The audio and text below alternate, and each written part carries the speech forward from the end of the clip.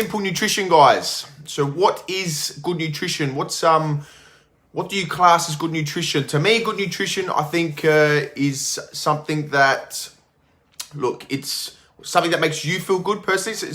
So everybody's different. You know, we've got athletes that need a certain type of nutrition. They need to fuel their body like regularly. You got your everyday people. You got your people that are a bit more sedentary, not doing as much. But I believe good nutrition is something that makes you feel good, makes you look good, makes your body perform at its optimum level. All right, everybody is very different. Obviously, we need to get all the nutrients, vitamins, and minerals. But we also, I believe, good nutrition is about not just what you feed your body for fuel, but what you feed your mind and what you feed your soul, your heart. Plays a big part, guys, because you can feed yourself as much good food as you want, but if you're not feeding your soul and not feeding your brain properly, you're never going to be living at an optimal level. So remember that one. Very, very holistic. You need to think well, breathe deep, and move your body. Something that we are very passionate about at Prana. Talking about making sure you get all your nutrients, guys. Some of your main ones, your macronutrients, guys. The three main ones you've probably heard of would be protein, carbohydrates, and fat. These nutrients are, they're needed in larger amounts to basically help the body run, basic body functions and also just your day-to-day activities. So it varies on your energy output as well, how much you need to, ingest. But basically, guys, so the three macros, proteins are basically large sort of molecules made up of lots of little parts, thousands of little parts. These little parts are amino acids. There's about 20 that you can combine together to create proteins. All right, and protein is super, super important for obviously nails, hair growth, muscle, tissue repair, bones, cartilage, skin, blood, the works. So it's a major player in the body, guys. We must get adequate protein into our diet every day. We should try and get, so what I tell my clients is we try and get about 2 grams per kilo of body weight. So if I'm 50 kilos, I said this the other week, if I'm 50 kilos, I will need 100 grams of protein per day. Okay, and that doesn't mean 100 gram piece of chicken. It means 100 grams of protein that you get from your food. Okay, so every gram of protein also, guys, has 4 calories. All right, so next time you're planning in MyFitnessPal, whatever you do, however you plan your meals, just remember it has 4 calories per gram of protein. Okay, I'll touch on exactly sort of how much or how to sort of plan your meals shortly, but just let me get through the macronutrients. So carbs, guys, are basically sugars, starch, and fibers that we get from grains, fruits, and veggies. Carbs are very often looked at as bad food in a lot of these diets or fads or lifestyles, whatever you want to call them. I'm telling you now, they are not. We need them. They are a very, very important part of our body as well. They're a main source of energy. They give our brains, our kidneys, our nervous system, hearts, muscles, or they produce a lot of energy for the body, guys. So they're very, very important in a balanced nutrition plan. So stop cutting them out. Stop being scared of carbs.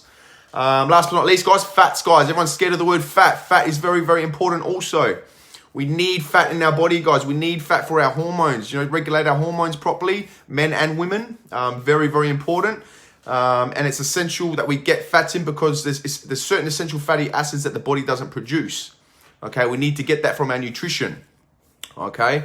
Also, as well, guys, there's certain vitamins in the body, vitamin A, E. I can't remember exact vitamins, but certain vitamins in the body that are basically fat soluble. So that basically means, in a nutshell, your body's not going to absorb these vitamins unless you've got the fat to help it. It needs the fat to help the body absorb the vitamins, certain vitamins. The 2 main types of fat, guys, are stuff that you would have heard of would be saturated fat and unsaturated fat. Saturated fats, the bad fats, they're classed as bad fats, but and they say they sort of increase your bad cholesterol. I won't go too in depth with it, guys, but that's like your sweets and savories, like your lollies, your cakes, fatty meats as well, fatty cuts of meats, all the fat on the yummy pieces of meat. Butters, cheeses, dairy, lollies, chocolates, the works. So that's the sort of saturated fats.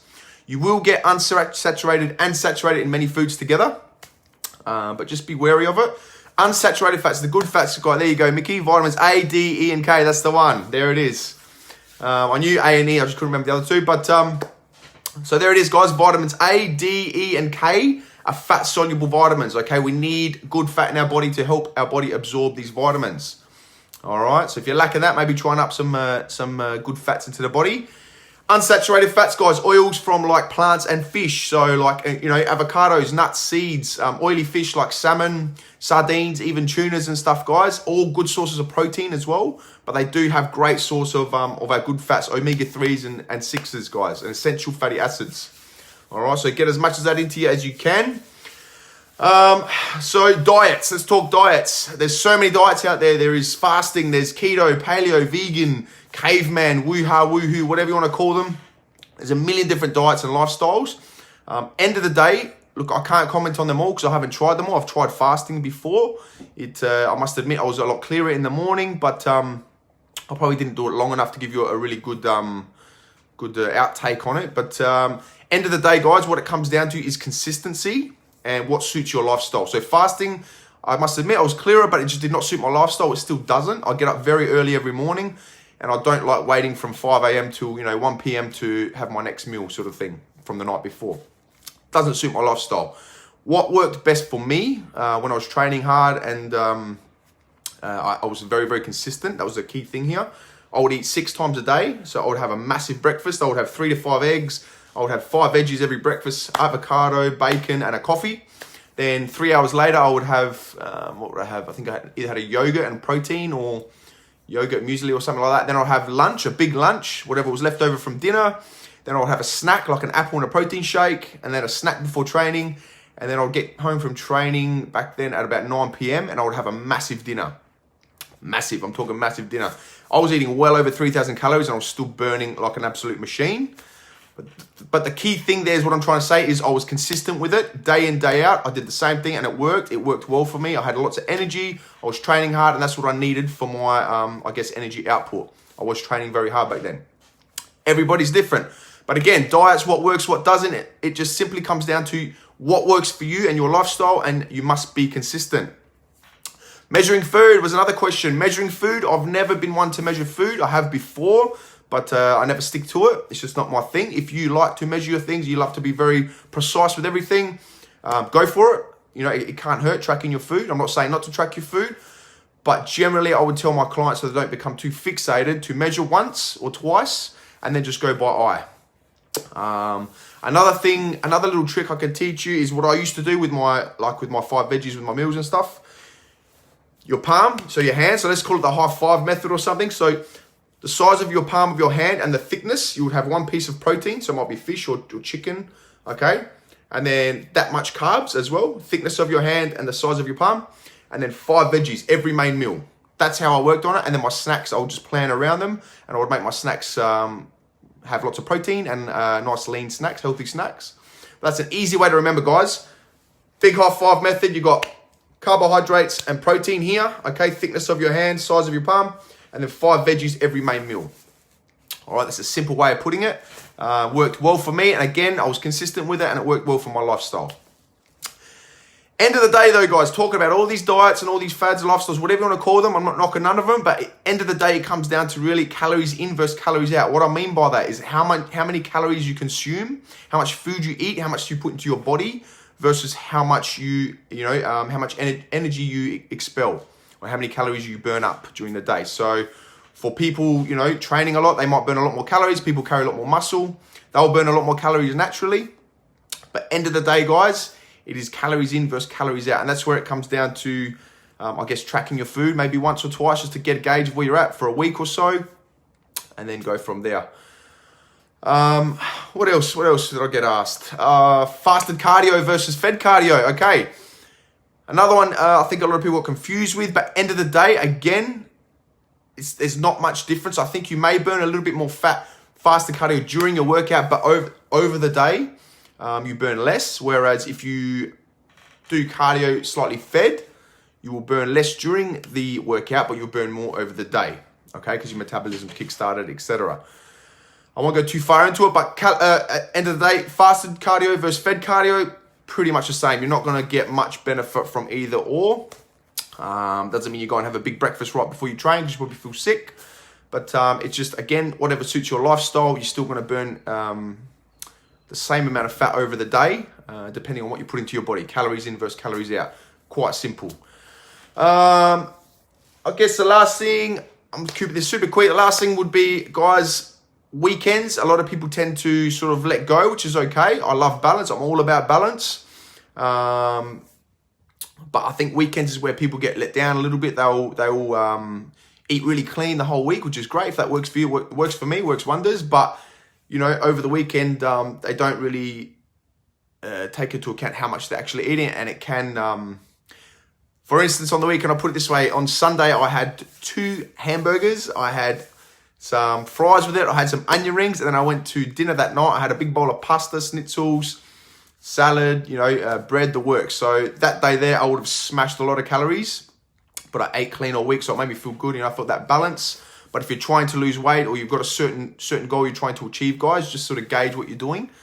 I'm not saying you can't go out and have dinner with someone. I'm not saying you can't bend the rules a little bit, but just maybe flexible dieting might be the way to go for you. And just, you know, once you get a gauge of how many calories you do eat per day and per week, you can add it in there.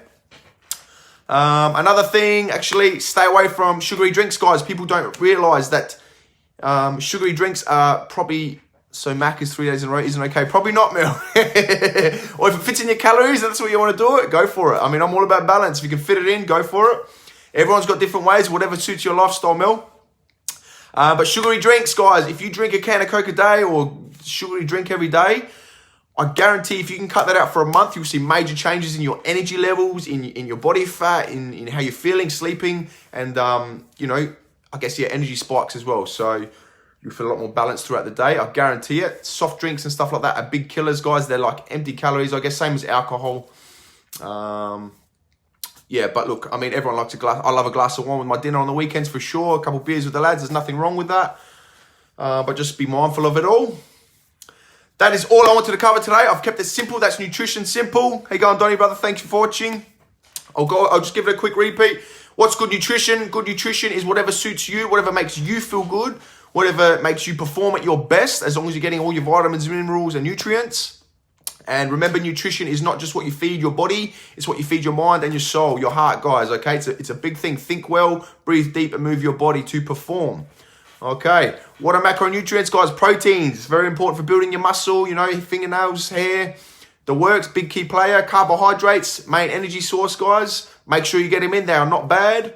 Fat is good for you. We need fats for our hormones. We need fats to absorb certain vitamins. So make sure we get it in, guys. What else did I go over? Diets, what works? I can't comment on them all, but whatever you choose to do, fasting, keto, just balanced 80-20, whatever it is, vegan, whatever it is, make sure it's consistent and make sure it suits your lifestyle. Okay, make sure you can do it long term. Otherwise, it's going to be another waste of sort of time, guys. Another little fad for some people.